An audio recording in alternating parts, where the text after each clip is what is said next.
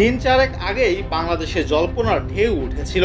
অন্তর্বর্তীকালীন সরকারের প্রধান উপদেষ্টা মোহাম্মদ ইউনূস নাকি প্রবল চাপে পরে পদত্যাগ করতে চাইছেন।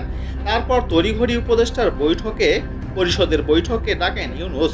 আলোচনার পর তার একাধিক উপদেষ্টা জানিয়ে দেন তিনি পদত্যাগ করছেন না। প্রশ্ন উঠতে শুরু করে, তাহলে কি সাময়িকভাবেই নির্বাচন থেকে নজর ঘোরাতেই এই জল্পনা উস্কে দিয়েছিলেন ইউনূস? কিন্তু কোনো পরিস্থিতিতেই দ্রুত ভোটের দাবি থেকে সরে আসছে না বিএনপি। ফলে ভারপ্রাপ্ত চেয়ারম্যান তথা খালেদা জিয়ার পুত্র তারেক রহমানও এবার ভোটের দাবিতে তোপ লাগালেন অন্তর্বর্তীকালীন সরকারকে। কড়া ভাষায় তিনি জানিয়ে দিয়েছেন, দেশের জনগণ সরকারের করুণার পাত্র নয়। সরকার অবশ্যই জনগণের ন্যায্য দাবি মানতে বাধ্য। এখানে সরকারের মান অভিমান বা রাগ বিরাগের কোনো সুযোগ নেই। ডিসেম্বরের মধ্যেই দেশের জাতীয় নির্বাচন করতে হবে।